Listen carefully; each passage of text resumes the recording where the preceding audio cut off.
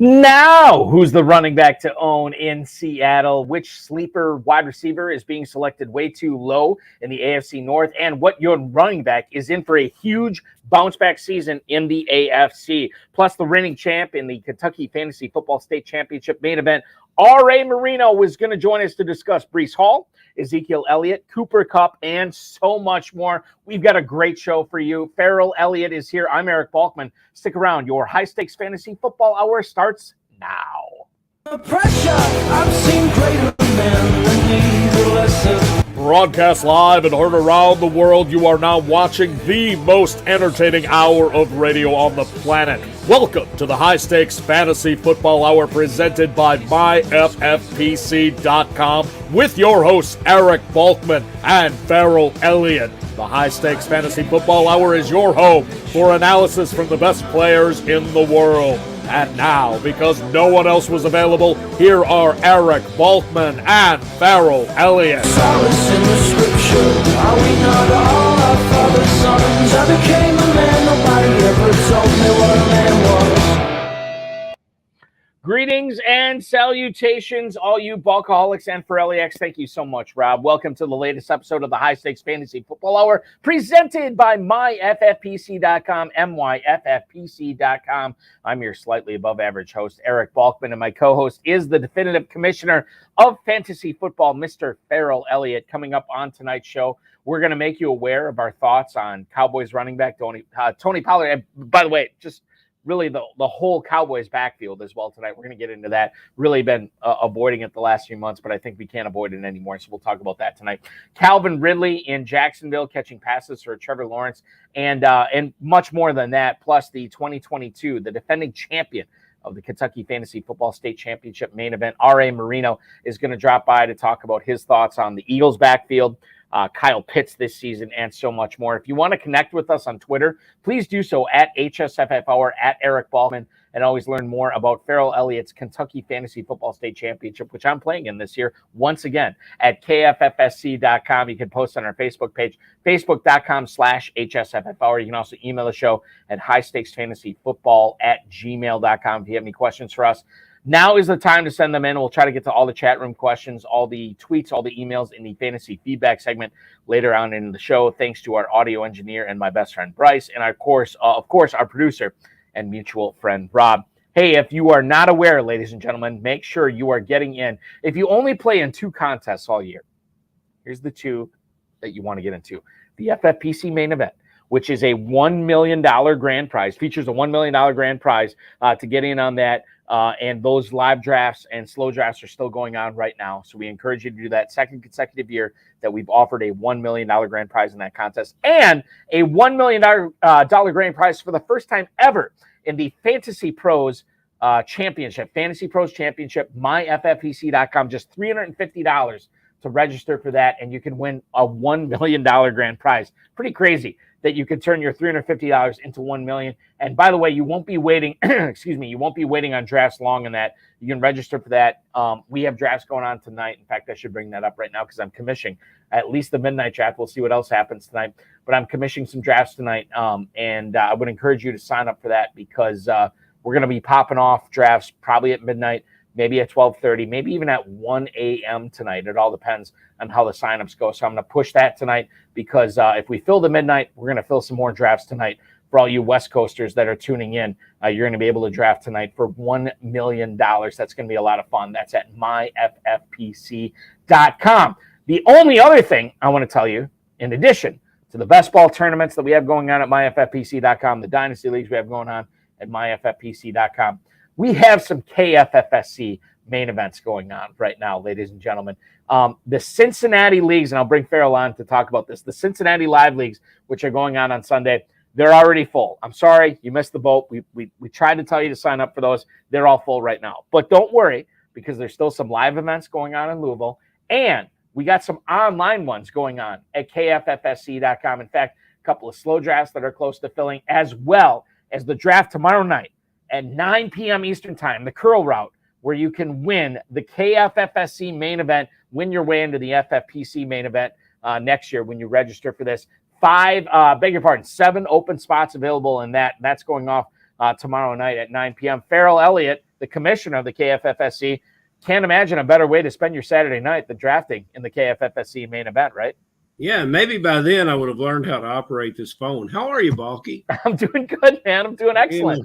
Yeah, Glad to see you tonight. And the best part about this show is this is obviously R.A. Moreno is going to come on tonight. We're going to talk with him about how he won the KFFSC main event last year. We're going to talk about how he's going to try to repeat, and then not only repeat the KFFSC main, but also win the FFPC main event this year as well. So we're going to talk with him shortly. But this is always fun because 1 week from today, I'll be hanging out with you in gorgeous Louisville, Kentucky at the KFFSC live events. Cannot wait for it. I say it again, and I don't know if people believe me or not, but I'm dead serious when I say it. This is literally the highlight of my year. I commission a lot of online drafts. I do a lot of stuff for the FFPC. I got 2 other jobs that I'm doing as well. But once Louisville rolls around, that final weekend of August, I am absolutely in love with my life, and I can't wait to see everybody there and draft live at the KFFSC live events. It's Balky time, and it wouldn't be anywhere near the event it was supposed to be if you weren't there. Now, Balky, if you go to the chat room tonight, we can already see that KFFSC veteran Kevin Williamson, guy has the best trophy case in America. Yeah, is saying nice things. Kevin always starts saying nice things about 2 weeks before the draft. The other 50 weeks of the year, it's kind of a crapshoot, but it's good stuff. And we got a real gentleman coming on. It's always fascinating for me as we go down to main event weekend, and the leaderboard is constantly changing, and we move into the final weeks of the season. And when I saw that R.A. Moreno was at the top, I was very pleased because he is the kind of champion that a league would want. So I'm very, very proud to have him in the league, and glad he's going to be with us tonight. Yeah, he's going to join us in about 8 minutes tonight, talk about how he won that main event title this past year. And wouldn't it be great if he is the first KFFSC main event champion to win the FFPC main event and the $1 million grand prize that goes with it the following year? Very excited to talk with him about that. A lot of comments on the hair tonight. Ron Meyer, of course, two-packer, who I believe will be in Louisville, right, Farrell? Next weekend? Two-packer is not committed yet. He has many obligations associated with educating his young daughter. Yeah, that's true. If he is unable to join us live, he will do what I ask all the listeners to do: is dip your proverbial beak in the KFFSC and play a couple teams starting tomorrow night with the curl route. Balky, thanks for that lead in. The curl route needs 7. We want to have it, and so please jump in and take a shot. Yeah, that's the next one to fill in, and I would encourage you to do that. I just drafted online with the KFFSC main event, and I was very excited about my team, and that probably means it's going to stink. But as far as my draft goes, I was really happy with it, how it went, and I'm excited to go up against the best of the best in Kentucky Fantasy Football State Championship. And by the way, sort of the warm-up to the FFPC, a ton of FFPC high-stakes players play in the KFFSC. So if you want to get dialed in to your fantasy leagues, the Kentucky Fantasy Football State Championship is a great way to do it right now. Ron Meyer already saying that you have the sexiest hair on YouTube, Farrell, and then John Terry, he says it's nice to see your hair with my beard tonight. And I can't, I don't want to lock myself into this, but I'm pretty sure this is the last night that I will have this beard.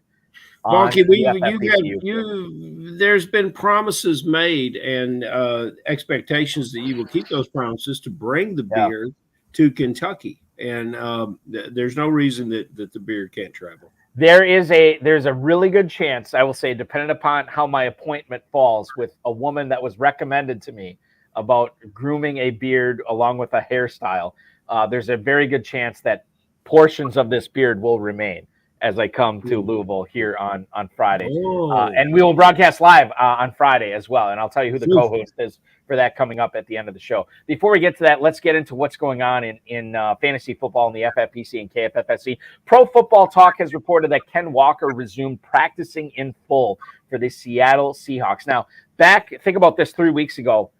Ken Walker's injury was not going to be significant with his groin tweak, and Zach Charbonnet was going to be out indefinitely with his shoulder. Fast forward to now, and Zach Charbonnet has already been practicing for the last couple of weeks, and Ken Walker's been the guy who just joined today. You look at Ken Walker, and I'll bring this up, fantasymojo.com, at Fantasy Mojo on Twitter. Darren Armani, the godfather of the pros versus Joes, a guy, anytime we cite ADP on this program, it goes to fantasymojo.com. I would highly recommend that you are subscribing to Fantasy Mojo if you have an FFPC account. It makes things a lot easier and a lot more fun. Kenneth Walker has moved up to running back 17 in the mid-fifth round, Farrell. He's moved ahead of guys like Alexander Madison, James Cook, Rashad White, and Javonte Williams. You on board with Ken Walker now that he's practicing in the mid-fifth round as the running back 17 right now? Have been on board with Ken Walker since July of 2022, if not earlier. And there's no reason that after his first year. We talked about him. We know what he's going to do. We know what he's probably not going to do, which is catch the ball. I think we've exhausted it on previous shows, but both these guys are visual equals of each other who play much differently, which you can assume that this is going to be a 60-40 playtime split with the rookie getting most of the pass catching opportunities. And I think that's the way it's going to go. And for me, like in the mid-fifth, and I know, Farrell, you've weighed in on this, but especially if you start off with not necessarily zero RB, but if you start off with a couple of receivers, maybe an elite quarterback and an elite tight end, and Kenneth Walker is your first running back at the 505, I think you're doing it right. You're doing it very right there. And that's probably a start that I'll be doing in Kentucky next weekend, too. I'm very excited about that. Mark Caboli, who covers the Pittsburgh Steelers for The Athletic, said that George Pickens has, quote, transformed into a more polished receiver with an expanded route tree, end quote. Now, as our good friends at Roto World point out, Caboli actually is very positive, usually very positive about the Pittsburgh Steelers when he covers them. But the Pickens report, quote, again from Caboli, quote, he's no longer just a deep ball or highlight catch guy like we saw in camp and last season. He said that Pickens is one of the biggest winners of Pittsburgh Steelers training camp so far. And George Pickens right now, as I look at the FFPC main event ADP, George Pickens, wide receiver 33 at the 702 right now, behind Smith and Jigba and Lockett, but ahead of Evans, Marquise Brown, and Michael Pittman. Okay, let's talk about the incomparable George Pickens here, Farrell. He got a lot of rave reviews last year. I don't know if he lived up to them based on where he ended up going in KFFSC. But when you look at him this year, that you can get him in the early 7th round, again, of the FFPC main event as the 33rd receiver off the board, is this a spot you want to be in business with George Pickens? Yes, and it's difficult for me sometimes to draft him in front of Pittman. However, I just did it with playing partner, good friend Trevor Holt, on a FFPC team, and I like the way the team is coming together. Pickens is an elite athlete with a maturation level from last year. He's got a lot more opportunity at the end zone. I think it was only 3 touchdowns, Balky, and that's what held his fantasy production back. You're going to see some type of jump this year, and you're going to see the opportunity for bigger gains because of their expectations of what he is. When we had receivers lined up last year, as far as the rookies and the early, maybe second-year guys, we thought that Olave was the most prepared, most NFL ready. At least I did. I'll stand by that. But Pickens wasn't far behind, and he's a quick study, and he's a young player who's going to continue to get better. If you can get in business with Pickens, I think we ended up in the 6th round with Pickens. I think you'll be very happy with doing so. You know, the other thing to keep in mind with Pickens is, you know, we talked about rookie receivers last year. Where would Pickens have been had he not been coming off that ACL tear with Georgia, right? He would have been much higher in drafts. And then we always talk about, and we'll probably get into this later on in the show too, a lot of times with receivers, running backs, tight ends, what have you, when you have a tight end or receiver or running back that is coming off the ACL that first year, it kind of lets you down, right? The player usually does not fulfill the standards that you were expecting with him. Well, Pickens, we had his standards lower last year, right? Because of the ACL, and he still performed and he still looked really good. Now he's got that bad year off the ACL behind him. And so now you look at George Pickens coming into year 2 after that, and year 2 in the NFL, and the year coming off the ACL, wide receiver 33 at the 702. I think more often than not, you should be looking at this guy in drafts because of the upside that he represents, especially when you're going for a $1 million grand prize in either the FFPC main event or the Fantasy Pros Championship. The last thing I want to get to with you, Farrell, before we turn it over to the defending champion in the Kentucky Fantasy Football State Championship main event, R.A. Merino, I want to bring up the Cowboys running back situation. Okay. John Machota, who covers the Cowboys for The Athletic, when he was making his early, again, this is after one preseason week, he is making his 53-man roster projection. He left Malik Davis off the roster. Malik Davis, who was being drafted late in a lot of FFPC drafts, the FFPC main event, Fantasy Pros Championship, what have you, which would, and while that's compelling enough, I think the more compelling part is if the Cowboys were to leave Davis off the roster, they are left with Tony Pollard, Rico Dowdell, and Deuce Vaughn, a guy that I am probably literally, and I'm not exaggerating, I think I might be twice the size of him. Okay? they'd be the only three running backs on the roster. Deuce Vaughn, in the preseason opener against the Jags, 8 carries, 50 yards, and a touchdown. Okay, that's very good. Dowdell is probably the biggest guy of the three. I think he goes about 5'8", 220, something like that. Here's my point of contention here, and this is what I think makes it more compelling for high-stakes players.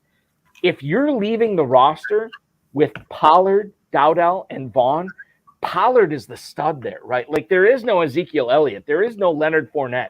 There is no, like, second guy off there that is going to be taking pressure off of Tony Pollard.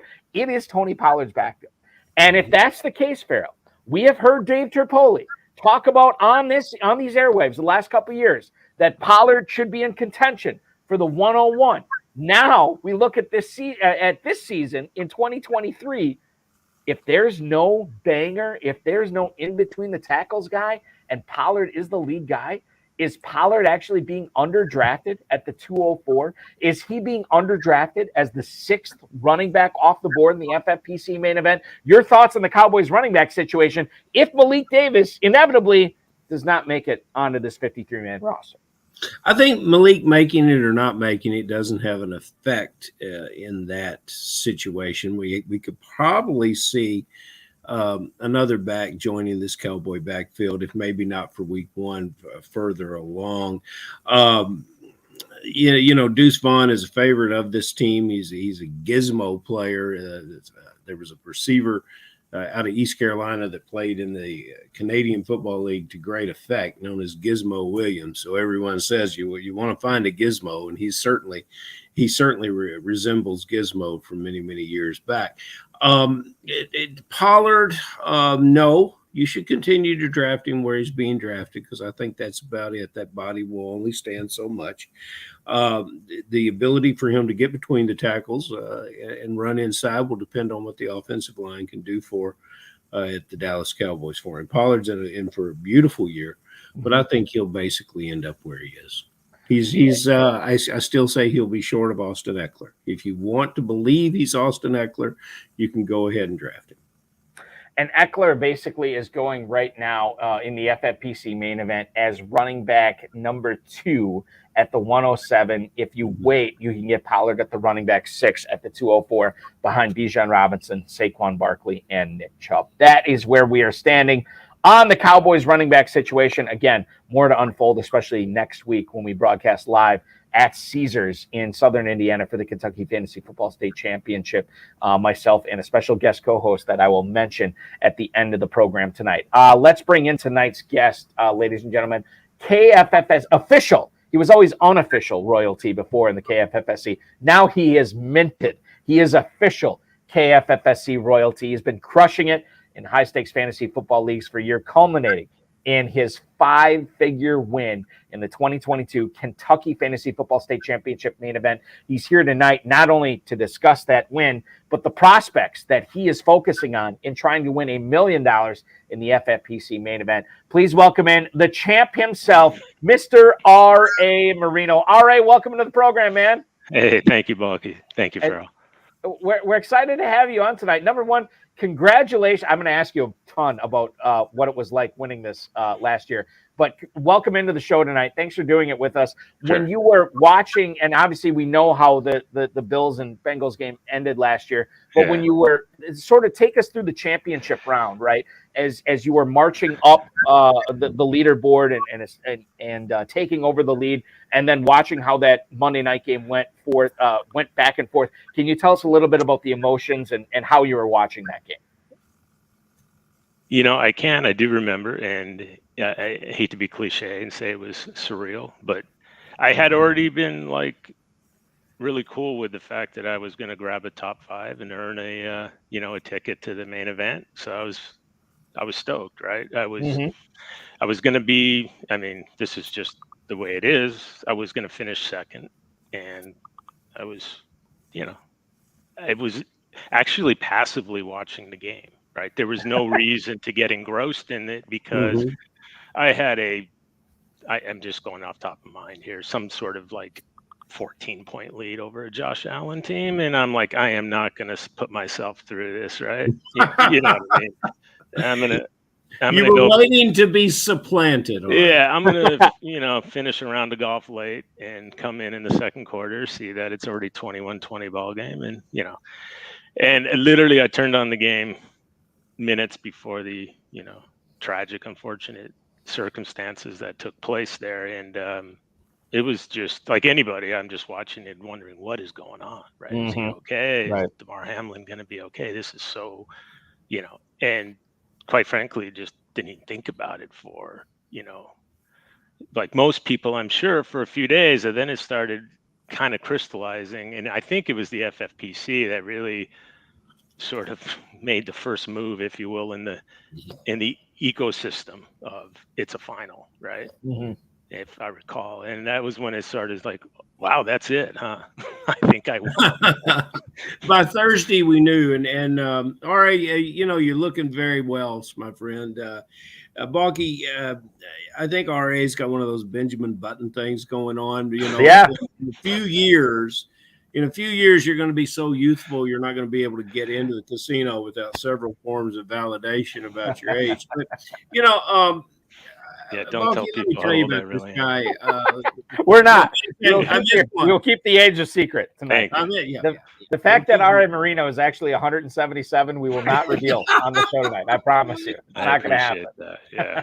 Well, through those years that he's been here, he's gained a lot of wisdom too. And he's what I was so impressed with after the intolerable acts foisted on us by the unfortunate situation with Damar Hamlin and the 4 days we took to figure this out, RA, it deemed on him to decide, and in the spirit and the recognition of a grateful and humble champion, he took part of his winnings and ceded it to the number 2 team. And a lot of people can talk about doing things like that. RA did it, and it's just kind of it's commentary about the kind of people we have in our room. The first amongst them, R.A. Merino. And I'm thrilled, buddy. And, this is one of the few shows with you coming on that we actually get the props out. We actually have, look at that. We actually have a prop waiting for you with, so this will be a little tease for you for what is forthcoming. But Balky's probably got a bunch of questions for you where you can share some of your knowledge to us lesser humans that can try to figure out 2022. Well, before we get into that, I do want to ask you, all right, like when you're not winning the Kentucky Fantasy Football State Championship main event, what are you doing for a living? I have been in basically the high-tech industry my whole entire, professional career. So,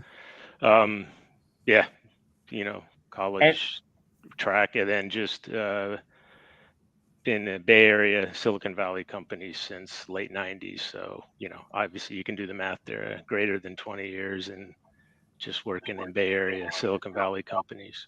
Good for you. And obviously that allows you a lot of time to not only draft, but plot for drafting winning teams too, right?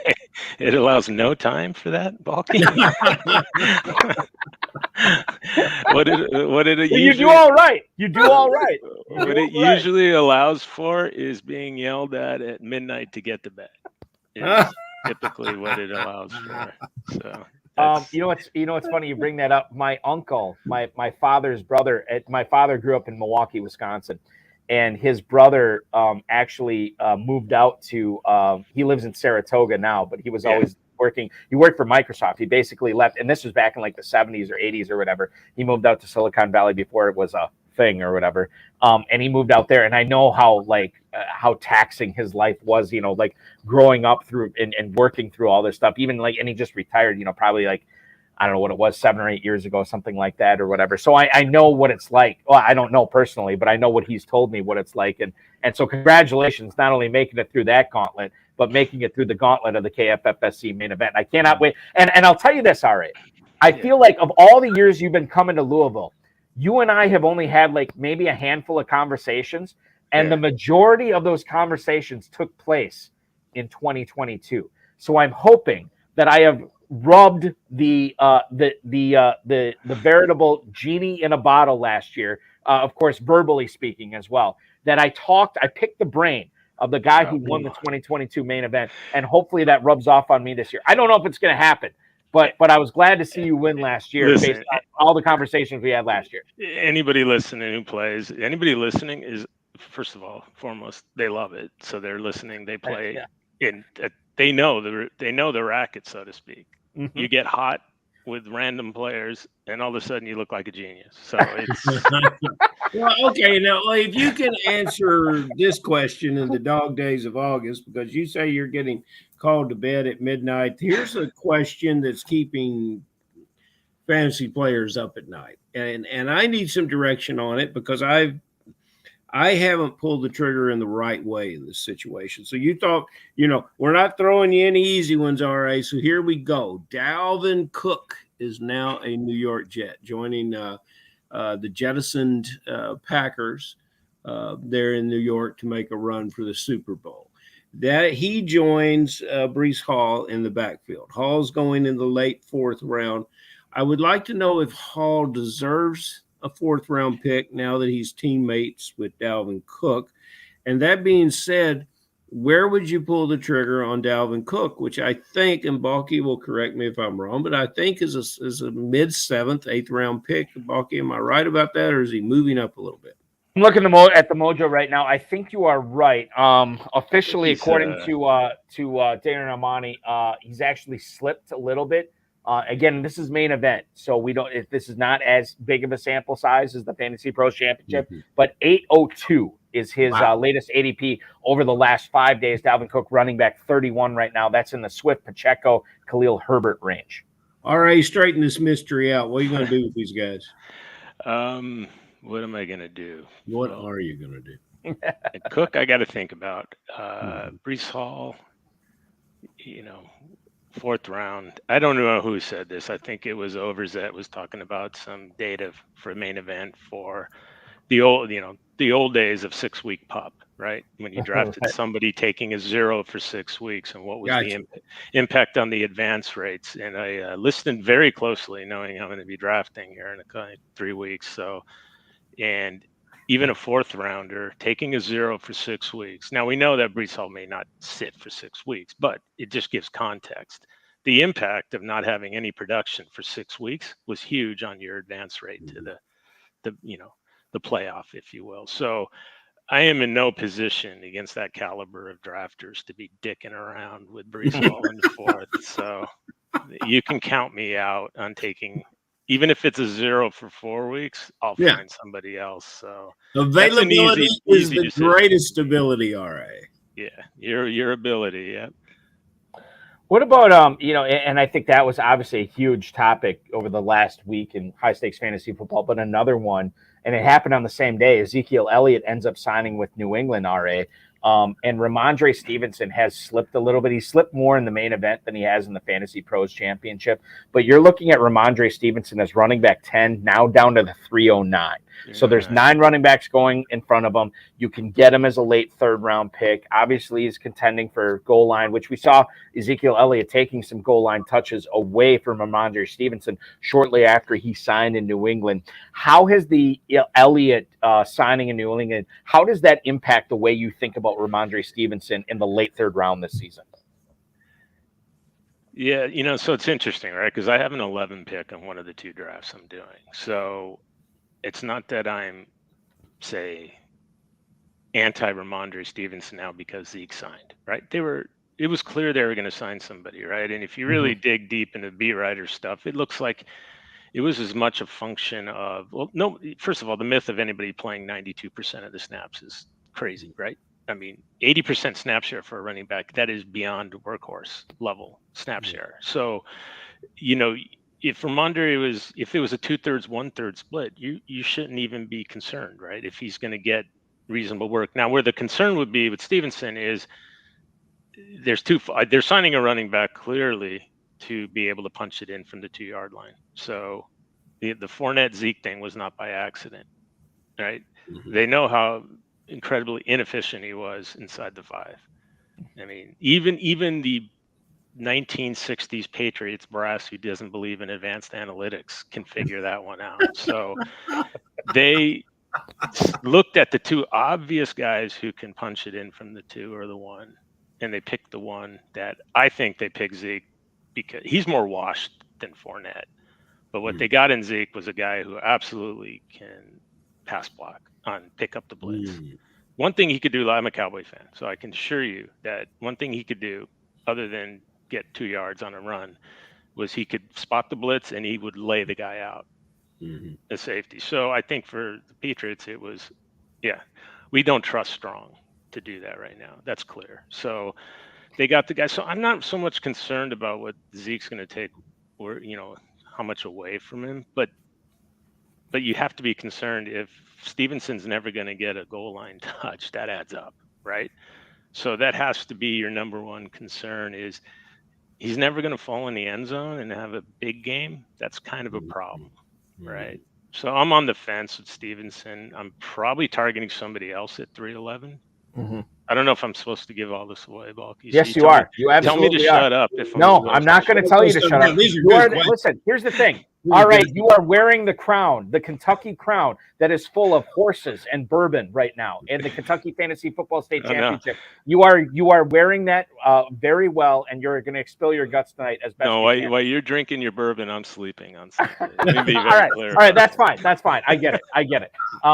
Let me, as long as I know that which I don't think I knew that you're a Cowboys fan, I want to touch on something that we brought up right before we brought on. The fact that John Machota, who covers the Cowboys for The Athletic, has left Malik Davis off his final 53-man roster projection. Again, it's one person. It's one guy's thoughts. It's very early in the preseason. But how does that affect the way that you draft guys like Tony Pollard? And then you think about the guy behind the guy, whether it's Dowdell or Deuce Vaughn there. How does, knowing this, how does that change the way you draft the Cowboys running backs? And how much of an impact, quite frankly, does this have at all on the way you view the Dallas backfield?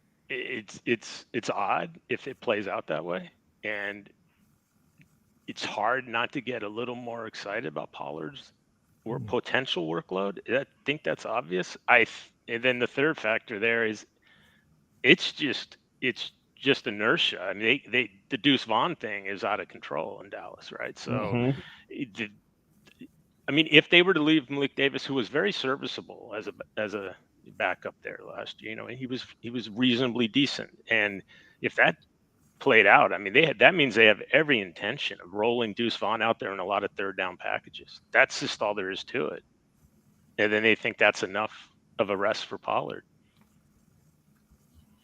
And I think they might. Hey, Kevin Williamson is weighing in tonight, Balky, all over our chat room. And he's in here saying he has a question. RA is coming to Kentucky, ? Well, certainly he's coming to Kentucky, Kevin, and he'll spend more time there than you. He comes from the Oregon Territory. He's got to change 3 planes to get there, fly all day, fly the next day home.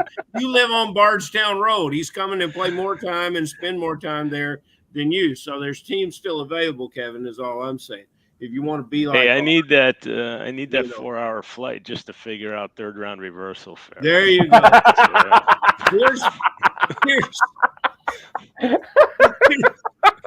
All right.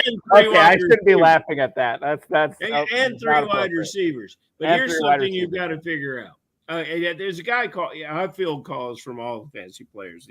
That want to give me a call and want to talk fantasy football. And a guy calls me up the other day and he's asking for advice. And he says, who would you draft out of these guys? And Hopkins was in the mix. I said, I would draft Hopkins. And he said, oh, I don't want to draft Hopkins. He's old. And I said, you called for advice, not debate.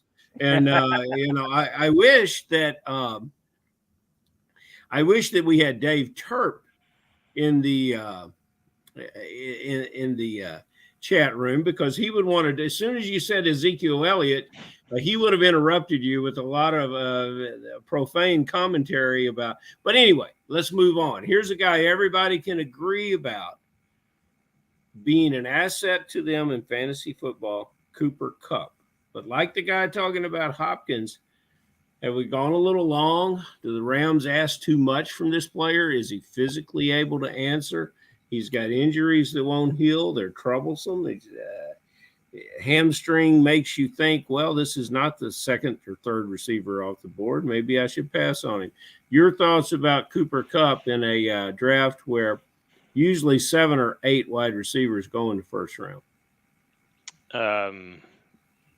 Yeah, I can't quit Kupp. So I'm a buyer. And, I guess Hammy, I just trust Kupp, and the ankle injury even last season was kind of just a freaky thing, and then they shut him down because the Rams are toast anyway. So I don't even get all caught up in that. So I'm a buyer. In fact, and not to talk about my teams, I sound like somebody at a bar talking about their fantasy team now. But I have a six pick in the other main event draft, bulky. So I'm just I'm fine with taking.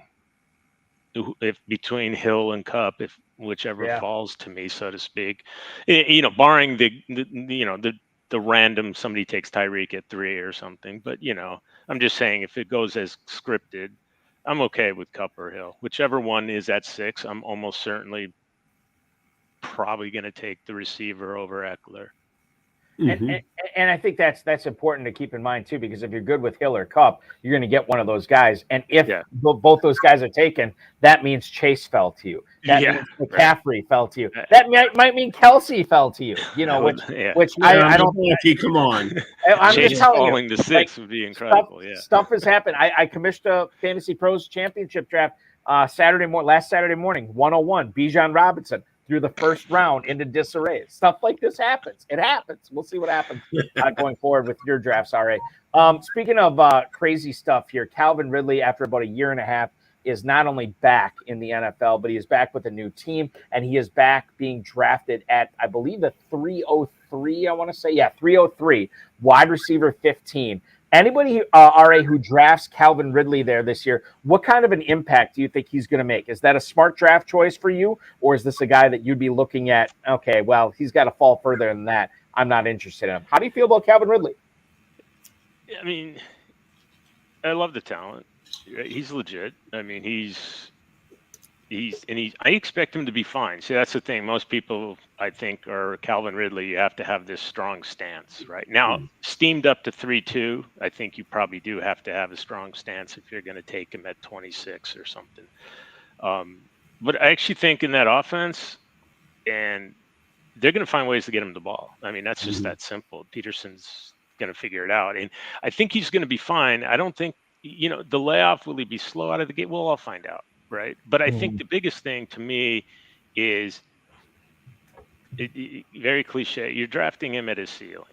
Right. And that is a byproduct of the offense. And everybody's going to get fed in that offense.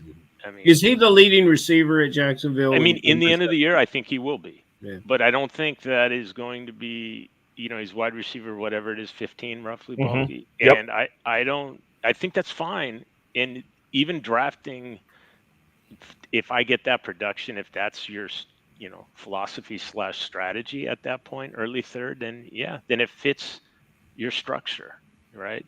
I think if it was me, because of the almost 2-year layoff, I'm probably not going to be biting because of that. I mean, you can't ignore that, a 2-year layoff.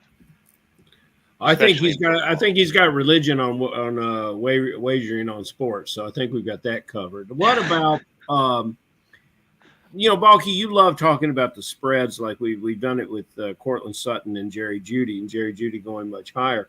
And I think Ridley probably leads this team in receptions too. But is that their biggest spread between he and Kirk?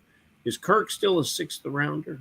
You're looking right now. Calvin Ridley, I just said 303, wide receiver 15. Christian Kirk, wide receiver 29. He's climbed up to the 5'11 now, Farrell. Okay, yeah. So do you guys think that's a serviceable spread? Is that where it should be? I think he catches more than Kirk, but not a lot more than Kirk. Not a lot more. Yeah, it's going to be pretty. I mean, actually, if you want, I mean, the real value is probably Zay Jones, right? Yeah. They played. I think it was. I don't know what it was. First team, 16-ish snaps with the first team offense in the week 1, and Zay Jones and Ridley were out there in 2 wide receiver sets for every snap that was 12 personnel, and it wasn't Kirk. Now, it could just be the design of that game, but the fact that they were just letting Kirk only play the slot in that game says something, right? In terms of if Kirk's, if his snap share is going to go down even a little, even I'm hesitant even in the 5th round for Kirk now because of just, you got Ingram, you got Etienne, you got everybody going to get fed.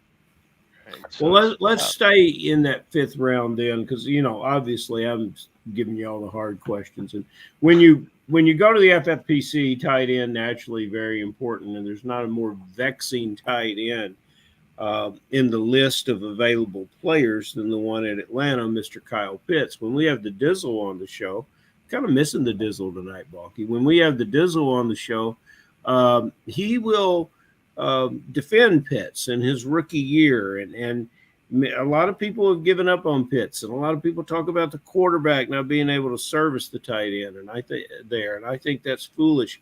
And I will tell you this, our situation with awarding our top 5 an FFPC bid has always been a great thing. It's for people that love the FFPC, and it's also for guys that have never played. RA's played many, many years, and this team's enticing him to come. And you told us of the multiple teams you're playing, RA. And if anybody asks you after you win, which team did you win with, your answer will be that you won with the team you won in Kentucky. So remember that. This is a very key point to say. And will you be winning with Pitts on your roster this year? I mean, we're talking 5th round Pitts in Vegas, right? 5th round Pitts. Used to be what, 2nd round Pitts, Balky? No. Was it never 1st round Pitts? I saw at the back end. I saw the back end of the 1st round a couple of years ago with the Pitts. turn. Yeah, for sure.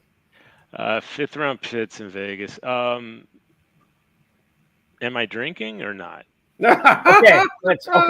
So I think when you ask this question back at us, RA, I assume that Pitts in the 5th round with a few bourbons in you. Yes, it's fine. It's but probably sober as all get out, water, soda. You're not taking them there, right? I think no festivities in the body. I am passing on Pitts in the 5th, I believe.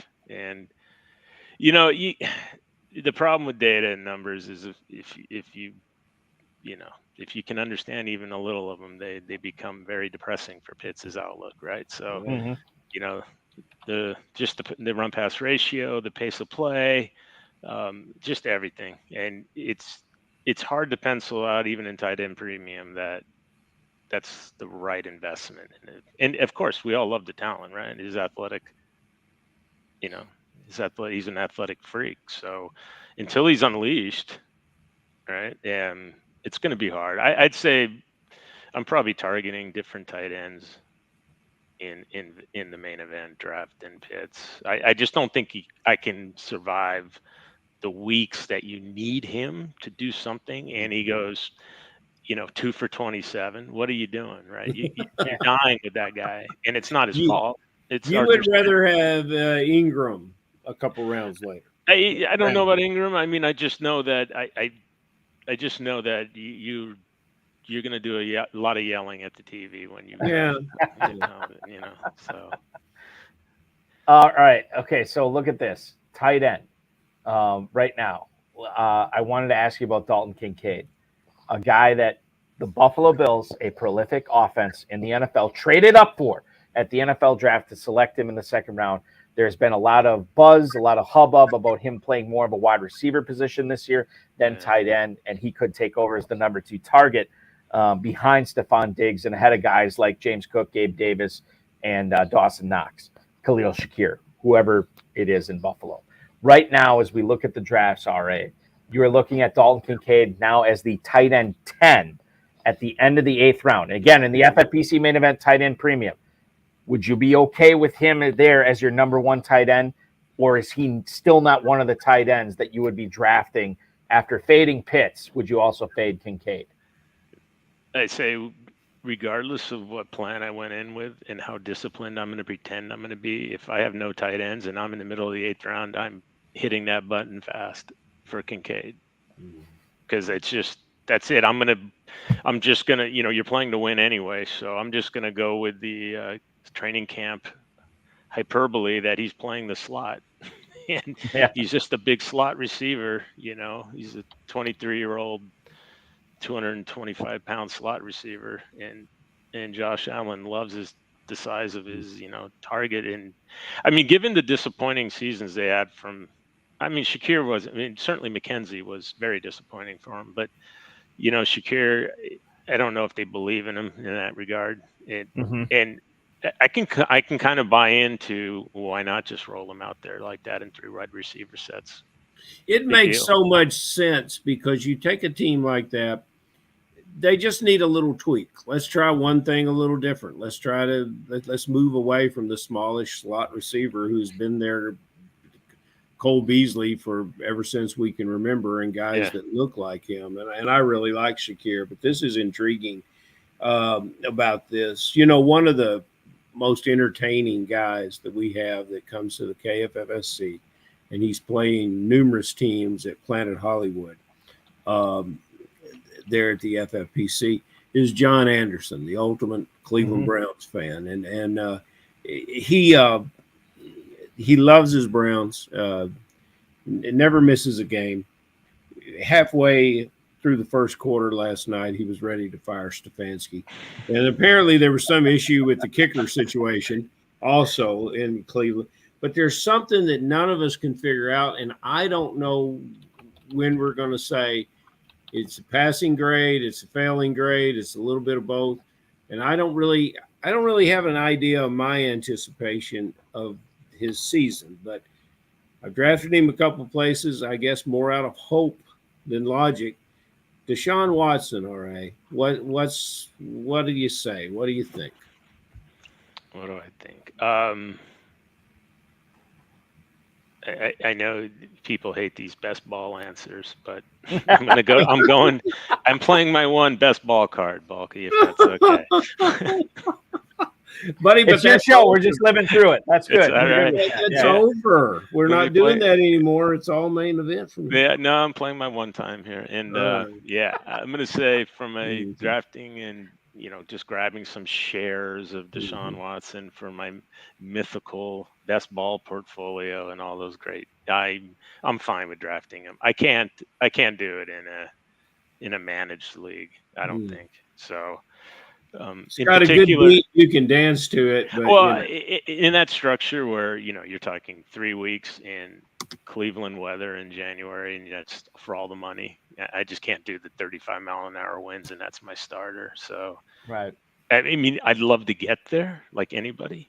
You're in the mix in weeks 16, 17, but I just can't do it. Even if he's good during the year, I won't regret not drafting him just from that standpoint. And that's not every situation. He is definitely the one player from looking at the playoff composition of domes, quarterbacks and these matchups and those things. That's the only one that I actually influences how I'm going to draft in Vegas. Is I don't want Watson my starter in those 3 weeks if I'm fortunate enough to get there. Yes. All right. We have a couple of comments coming in the YouTube chat right now. We'll start off with Kevin Williamson, the Bourbon Street Baller himself. He wants to know who you like at Kansas City running back this year. I was talking about somebody today, or talking about this with somebody today, and I said, Deneric Prince is interesting late. I think the shine is starting to weigh off on Pacheco. And then, of course, with Pacheco hurt, who did the Chiefs start at running back? It's our old friend Clyde Edwards-Helaire getting the starter job for the Chiefs in the first round of the preseason. There's a lot to unpack here. Do you have any kind of feel on this situation? No, I don't.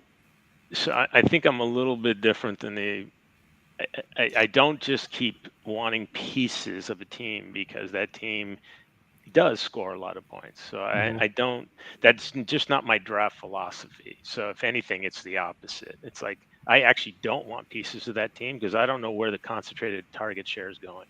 So I just stay away.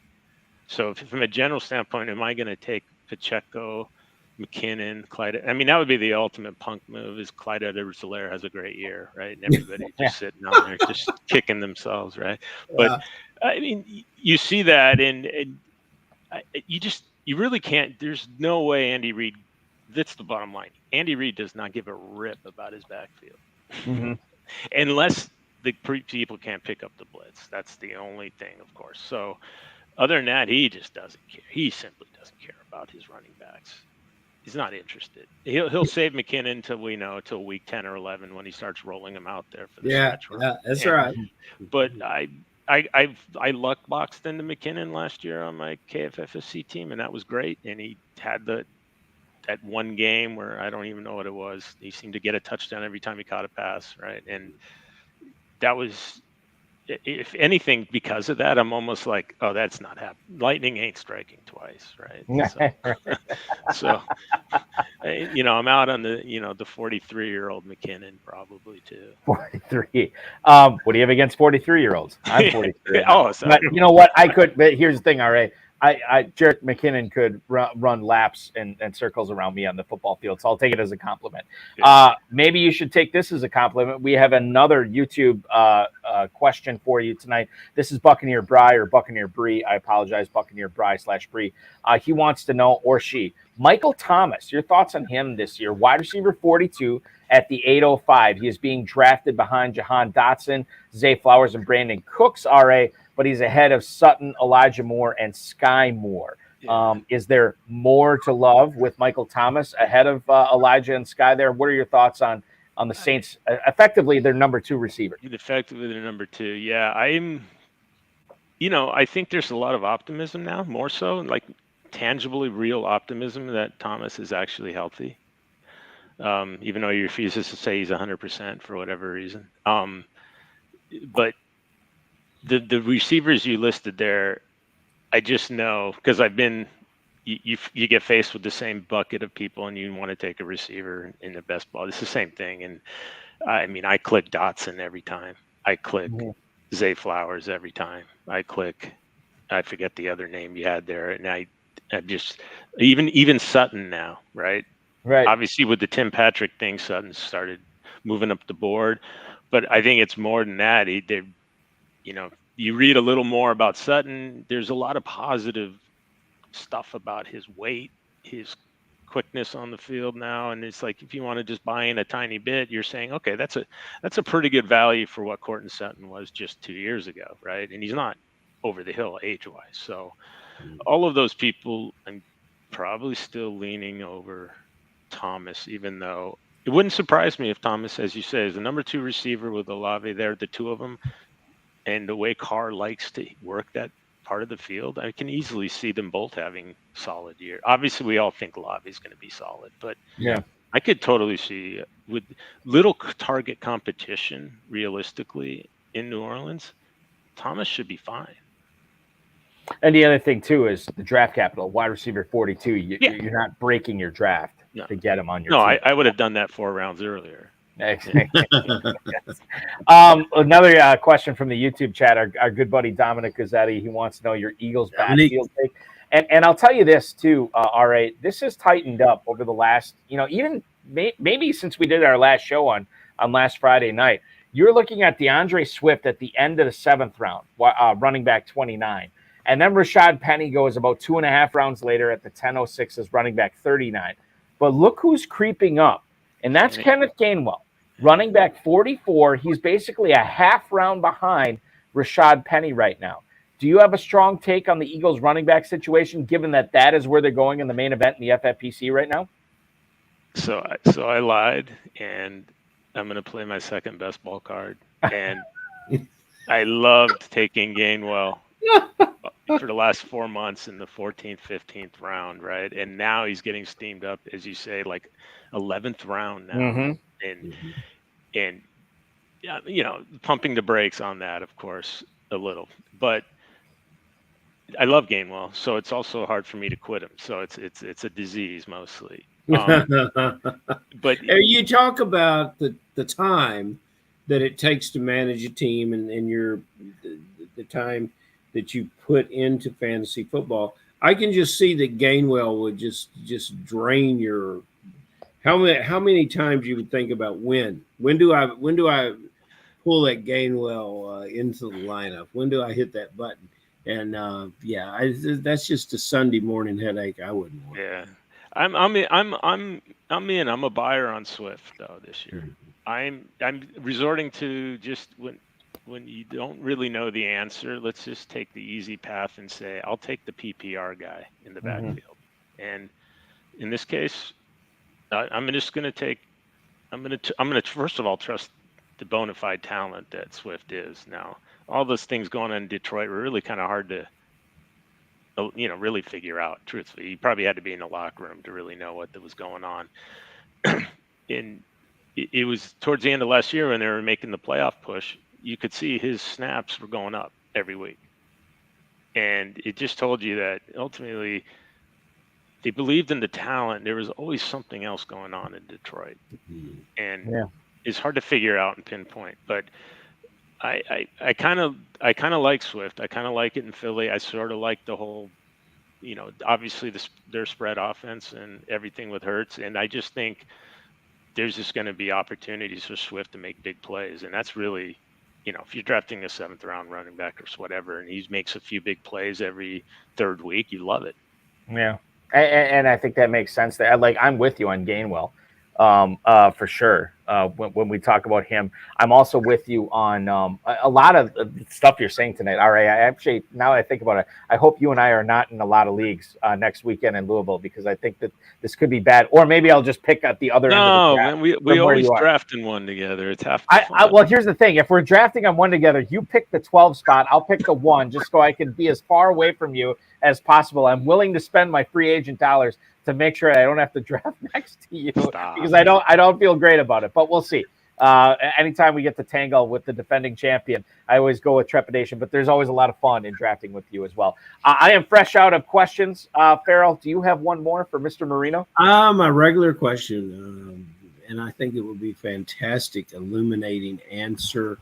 RA, you can't use a guy we've talked about previously, and we've talked about a lot of players. Yep. So I want to hear the guy that you absolutely love, that you cannot live without, that you will target in every draft. And I want to hear that guy that you're completely going to stay away from. I think you were bordering that on Pitts, but we got to find another one. Is there that kind of player that you can share with us, the guy that's going to make your team every time you draft, and the guy that you wouldn't touch, even with one of ball? I should know. I should be prepared for this question. That's ridiculous. Well, hold on. Before you answer it, all right. Just curious, as you go into normal KFFSC drafts, do you have a set list of players, like you kind of know where they're going, and you're like, oh my God, I gotta hammer this guy, or I gotta stay away from this guy? Do you ever do that, or is this like a fluid kind of list for you? It's funny. I am the anti of the normal. I let the draft flow or fall to me, and I grab value. No, that's not you. I don't ever go into a draft. Balky, do you want me to filibuster here for 30 seconds? Or you can filibuster. You can give us an answer. All right, you are the defending champ of Kentucky. Okay, so whatever you want to do, you don't have to ask my permission. Everybody's very excited to quote grab value, and I'm always intrigued by the position and the philosophy of that, because it's just today's perception, right? 2 months later, that same draft, that same player's going 4 rounds later. How did that value work out? So it's just interesting, because I don't do that. So I go in with very much a set list of players that are in my pool that I want to draft. And I don't worry about, if you go look at Mojo, there's always the standard deviation. Somebody's their ADP, they fall around, right? Depending on the draft, right? So you can expect somebody who goes in the mid-6th is going to be there in the mid-7th in some draft in Vegas and whatever. If I don't like that player in the 6th, I'm not drafting him in the 7th. Right. And that's just how I draft. I don't care about somebody, quote, falling around. It doesn't influence. I have my players, and of course you have to have enough of a player pool to be able to draft where you're not reaching 3 rounds naturally. But those are the guys, those are the things. The whole point is I don't want to draft a team that, I want to draft a team that you have to, in 5,000 teams, you have to draft like you're right. You can't draft what falls to you. You're not going to, we all know you're only going to be right maybe 50% of the time. So at best, yeah. At best, right? So you have to take the approach. I'm in a contest of that size. I'm speaking Vegas. You have to go in with the mindset, I'm drafting from this pool and I'm going to be right. And that's the only way to do it. Otherwise, you're just not embracing the game theory realities of 5,000 teams. So I don't care if somebody falls around, if that is a long-winded answer. Long-winded but correct answer in how to go get your guys, Paul. Yeah, and that's what I always like too. I mean, like especially in Vegas, when like obviously you're not because you're won your way in, but for the majority of the people ponying up, a 4-figure entry fee or whatever, like you should be getting your guys. You should be drafting the guys that A, you want to root for during the season, but B, give you the best shot. And maybe I flip these around. I should have it A, the guys who can win $1 million, and then B, the guys you want to root for throughout the course of the season, right? So, yeah. And I've heard both schools of thought on this. I think there's merit to both, but I think you defended your cause well tonight. Go out and get the guys that you believe. If you believe that you are, smarter than the other 11 people, or understand the game better than 11 other people, or just understand the game in general, RA, right? Just understand fantasy football in general. Be strong to your convictions and grab those guys where they are going in the draft. And I guess maybe not smarter than the other people in your league, but staying true to yourself, right? And in classic R.A. Moreno style, you notice how he avoided the question. That's so classic. So I'm going to answer. Let me answer the easy one because it would be near and dear to your heart. I am going to be fading. I'll give you more than one, right? So I'll just fade Devontae Adams and Jacobs, no problem. I'm not interested. Ooh, my goodness, Farrell, be still your beating heart. He's fading Adams and Jacobs. My goodness. I just don't like. I don't like what's happening in Vegas. Exactly. And Adams is going very high, and Jacobs is unavailable. So that doesn't surprise me. So it's not a hard decision to fade those guys, and I know that's not really unique. I'm sure a lot of drafters in Vegas will be fading. Certainly Jacobs, and maybe people have concerns about Garoppolo and. In the Raiders situation, one little thing goes wrong that, it looks like it could get pretty ugly in Vegas pretty quick this season if things don't start well. So I'll be fading those two, Is it? Go ahead. No, I was just going to say, I was trying to think of a place. It's crazy. The one can question. I didn't, right now, so many people, I was going to give you actually, late round because of tight end premium, I thought I was going to be unique and say, I'm really into some of these late round tight ends. And then of course, what's his name? Jasicki separates his shoulder and Henry probably steamed up 4 rounds in a week. Right. So it's like, I'm going to, forget that low hanging fruit. But if I can grab J.K. Dobbins in the 6th round, Balky. Where is he going on Mojo? Right. Right now, the Mojo in the FFPC main event over the last 5 days has him as running back 23 at the end of the 6th round. Yeah, so I'm fine with gobbling up Dobbins in the 6th. I'm good with that. I probably, I could see myself. It'd be hard for me not to hit his name when I'm in that position. If I'm in that position, It is also going to be very hard for me not to engage you in conversation again a week from today, RA, or maybe 8 days. I don't know. When do you get to Kentucky this coming weekend? Friday evening. Always, Okay. Yeah. All right. Well, maybe I'll see you Friday evening, but for sure I'll see you Saturday. No Yeah. question. And we'll rehash this. And I will ask you to give me your secret sleepers off air. And then you can tell me. Yeah, exactly. So my apologies to the HSFF viewers. We can only get so much out of these champions tonight. But RA gave you a lot. I'm going to give you a discount, like same with my clients. I'm going to give you the same discounted rate. Yeah. It is the discounted rate like I buy us a couple of bourbons? Is that the rate that we're looking at here? No. I'm buying bulky. Okay. All right. Well, listen, I'm getting the sleepers and the best of Kentucky as far as spirits goes. I'm winning this coming weekend. RA, congratulations on your big win in the KFFSC main event last year. I will look forward to your coronation on Saturday night. That's always fun to see a new champion crowned, and it will be a very deserving champion this year in you. Again, if we're in the same draft, let's try to go on opposite ends, okay? I don't want to be hanging out with you in the middle or anything like that. We'll hang out, we'll talk during the breaks, but I don't want to be drafting next to you. All right, thank you so much for carving out some time tonight on your Friday evening. Be good, and we'll see you next weekend, dude. Thanks a lot. Thank you, Farrell. Thank you. All right. See you guys. All right, Merino, thank you so much. What a great guy. What a fun time interviewing him tonight. The champion, the defending champion of the 2022 KFFSC main event. We could have done a 2-hour show.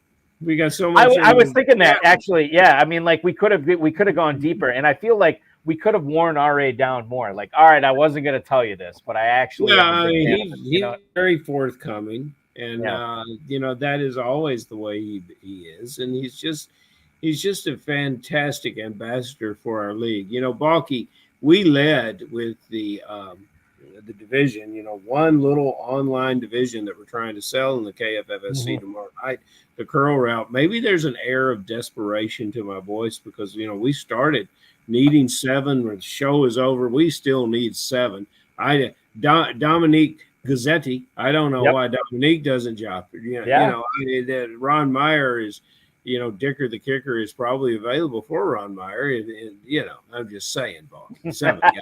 Cameron Dicker is available in tomorrow's curl route in the KFFSC main event. He is available right now.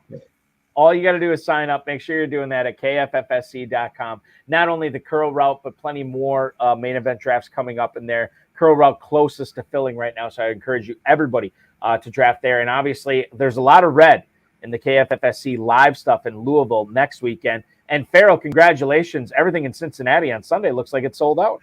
It is. Cincinnati's a lot of fun. And this will be our, I've lost track of how many years we've been at the Hard Rock. It's a one-day event, and it services some guys in Cincinnati. And that eventually, I hope, will join us both weekends back-to-back. We have a lot of guys from Louisville and the Ohio area that will come in for that draft and then show up in Louisville the following weekend. So it's truly a draft week, Balky. When we get started Sunday, it's a very, very fun week for the next couple of weeks, online and live. Yeah, it's going to be awesome. I can't wait for it. I'm totally stoked. We're going to be broadcasting the show live next week. Then I get the auction, Midnight Madness, and then a huge drafting weekend for me, Saturday and Sunday. It is the highlight of my drafting season. It should be the highlight of everybody else's drafting season as well. Join us live in Louisville, or if you can't join us online, KFFSC.com. Farrell, be good. I will see you next weekend, my friend. But I'm looking forward to that reveal. Absolutely. Yeah, it's coming up. It's coming up. Farrell Elliott, ladies and gentlemen, the definitive commissioner of fantasy football.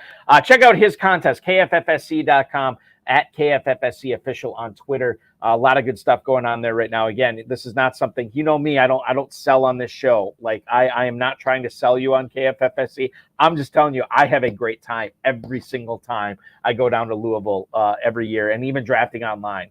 Made a lot of friends there, hung out with a lot of cool people, and friends that will be friends for life there. And I didn't really try. It just happened. Like you meet like-minded people there. It's such a great time. So check it out, KFFSC.com. All right, ladies and gentlemen, let's get into the home stretch of the show tonight. I want to thank R.A. Merino. I want to thank Farrell Elliott, the FFPC, Rob Bryce, and of course, each and every one of you. Next week, we'll be going on at a special time, 7 p.m. Eastern time, live from Caesars Hotel and Casino at the 2023 KFFSC live events. It'll be myself and special guest co-host. You know her. She's been on this show before. Multi-league KFFSC champ and co-host of the Fantasy in Frames podcast, Miss Stacy Perez will be joining me tonight. We'll also, or next week, I should say, we'll also be revealing the FFPC hype guy next week, which I know is a highlight for many of you. It's always been a highlight of our show. And then we'll basically going on a 2-week hiatus. We'll resume after the NFL season starts. So next week is sort of our last hurrah in drafting season, myself and Stacy Perez. In case you missed it, you can watch last night's High Stakes Fantasy Football Show on the Better Sports Network on any of their social media, any of the FFPC social media. It was me and Andrew Cooper from Fantasy Alarm, the tight end whisperer, the second tight end whisperer. There's a lot of tight end whisperers over at Fantasy Alarm, so you should subscribe to everything that they're producing over there. But Andrew Cooper revealed some good stuff last night about a couple of guys who are being drafted outside of the top 12 in the FFPC right now as far as tight ends go. That could be top 5 at the end of the season. We will go live again this Thursday at 7/6 Central. We will go live on this YouTube channel Sunday night. I believe, don't quote me on this, I believe it is 7 p.m. Eastern time. Dave Tripoli and Aiden LaCourie with, again, live FFPC main event coverage. You can watch that at 7 p.m. Eastern time Sunday night. We'll go live at 7 p.m. Tuesday night for live Fantasy Pros draft coverage. And then we'll be back here with the High Stakes Fantasy Football Show on the Better Sports Network, as well as the FFPC social channels at 7 p.m. on Thursday. Win $1 million in the Fantasy Pros Championship this year. In fact, you can do it tonight. We have one midnight draft filled. We are looking at filling out another. It is going fast. All of a sudden, I didn't even realize that we were filling a second one 10 minutes ago, and we already have 3 teams signed up for it. That goes off in about 40 minutes, so make sure you're signing up for that. And you can draft and maybe draft $1 million winning team tonight in the Fantasy Pros Championship at myffpc.com.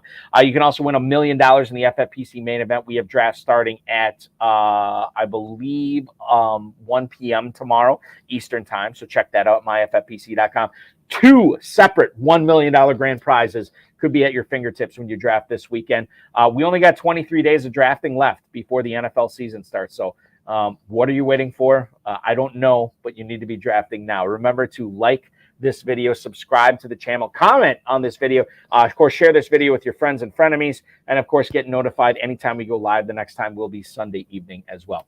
Thanks so much for watching, everybody. We really appreciate it. And I will see you live in Louisville next Friday evening at 7 p.m. Eastern time. Be good, everybody.